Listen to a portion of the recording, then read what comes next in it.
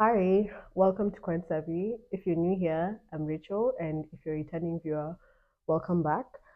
Today, I'm going to be touching on something that many of us might have experienced or might experience, and it's transitioning to a leaner budget after making a lifestyle change. In my case, it was quitting my job.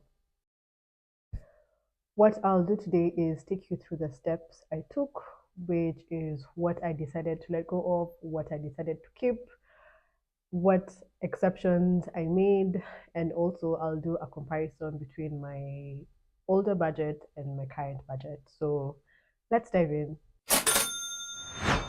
Quitting my job was definitely not an easy decision, but I know that it was the right one for me.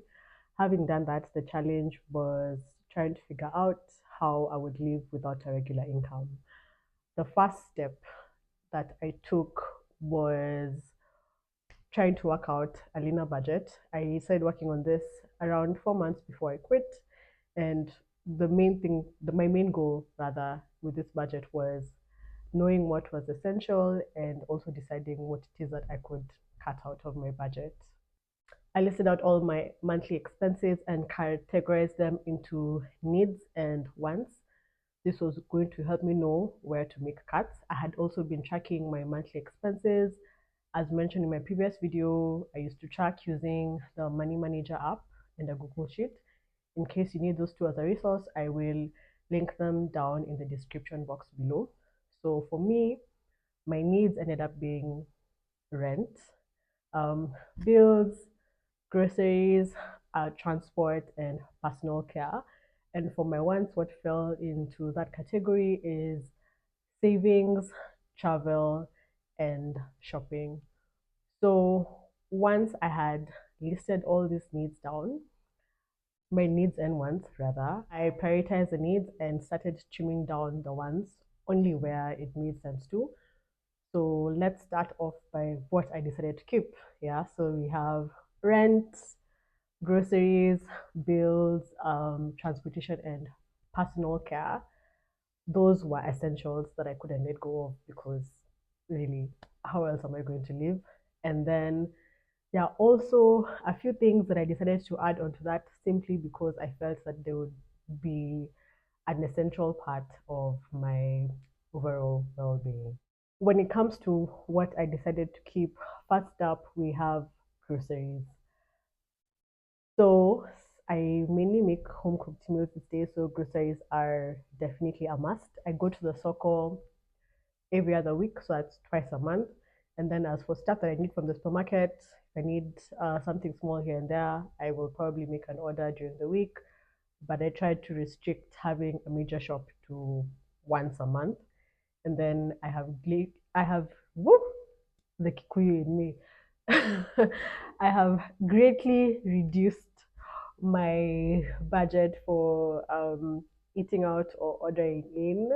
What I do these days is whenever I am tempted to, I guesstimate how much I'm going to spend, and then I'm like, okay, how much would I be able to get with that for groceries and make a home cooked meal?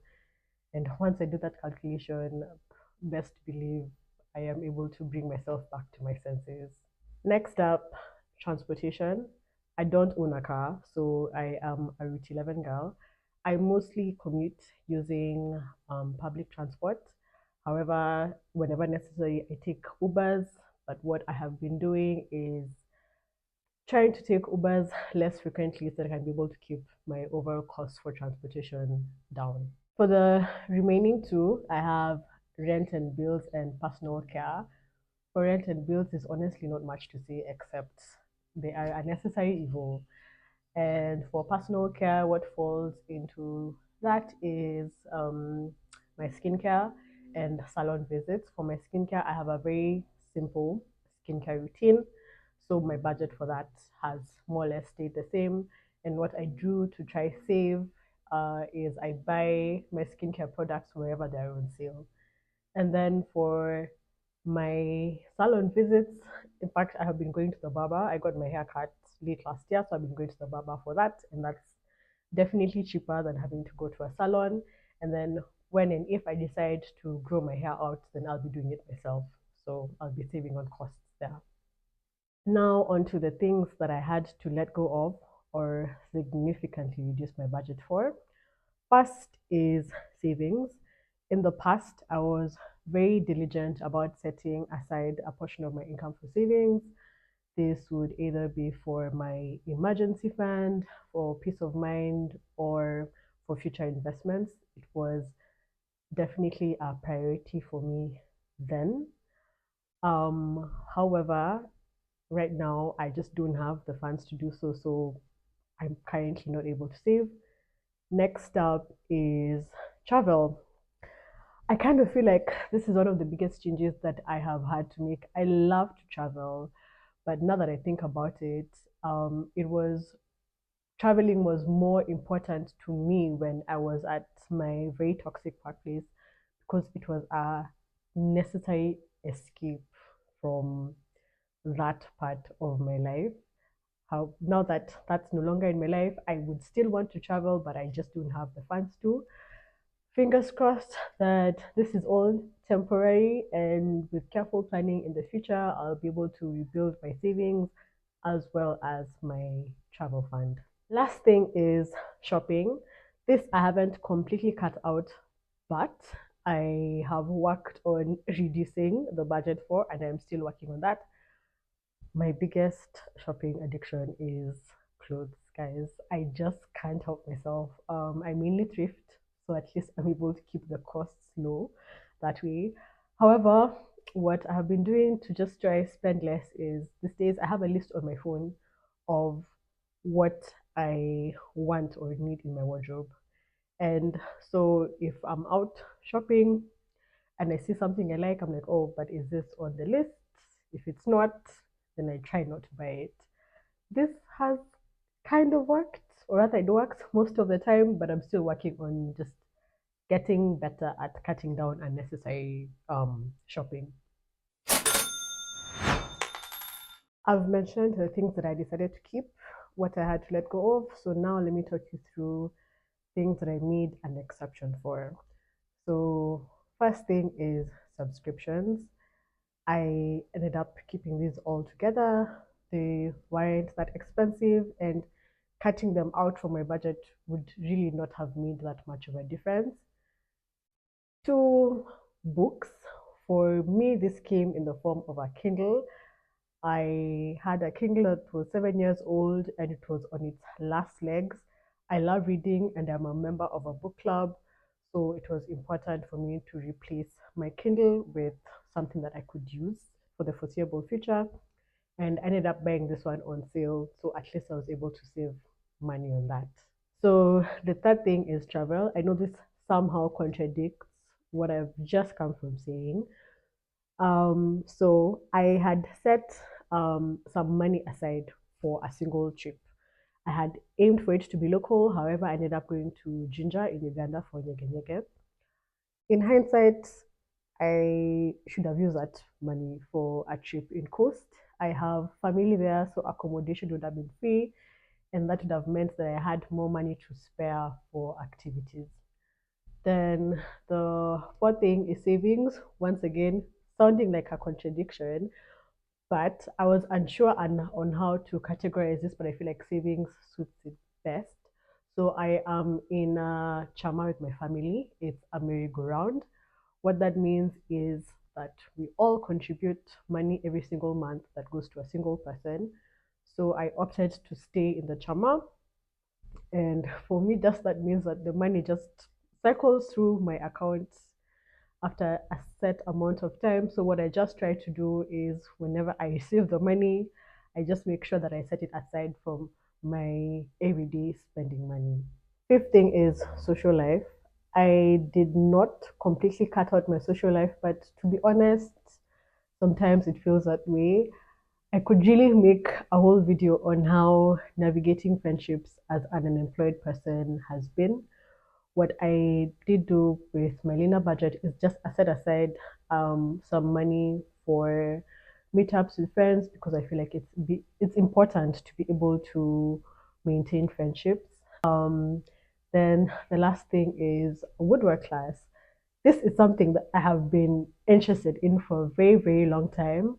One, I just wasn't sure how to go about it, and also I just feel like I didn't have the time. Okay, let me clarify. Yes, I was free over the weekends, but then after working at my horrible job, every Monday to Friday, I just needed some rest and relaxation over the weekend. So that's why I feel like I didn't have the time.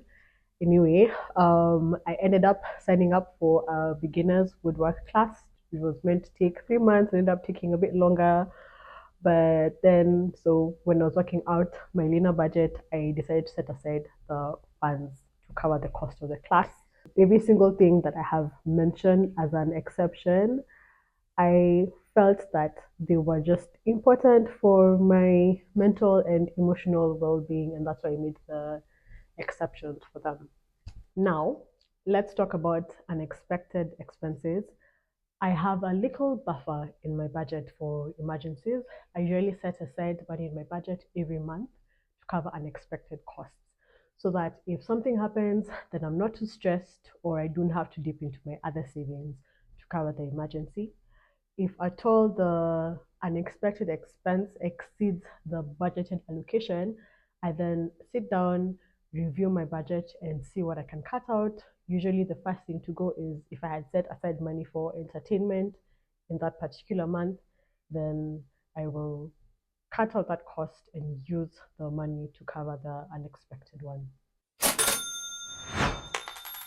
Lastly, let's do a comparison of my old budget and my new budget. I will be referring to my notes so that I'm able to give you accurate information.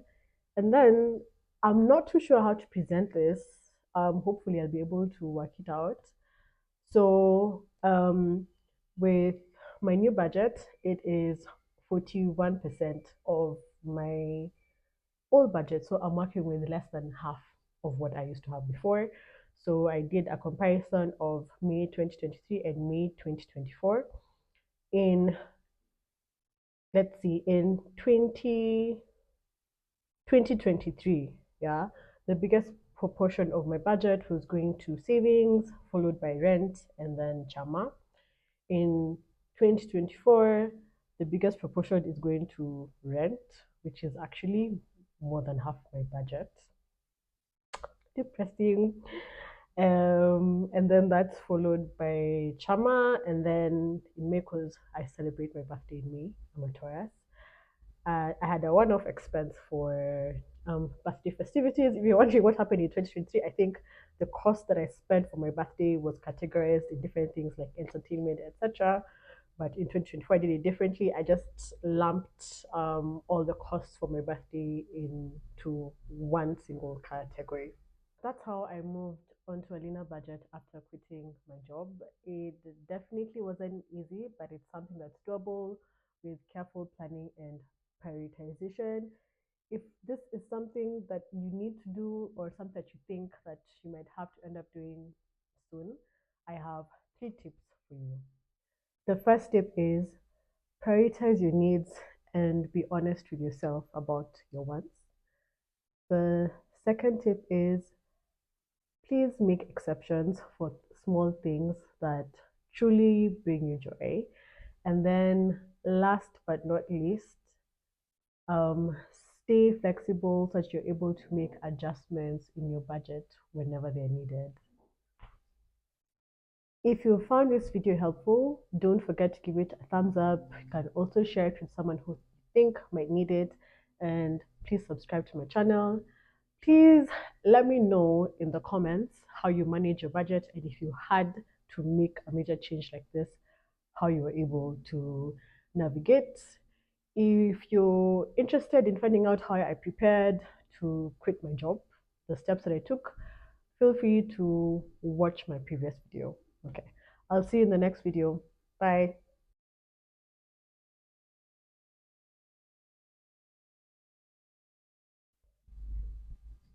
Tip number one, prioritize your needs and be honest with yourself about your wants.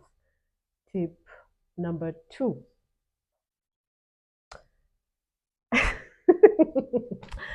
Oh my god. Oh gosh. Uh,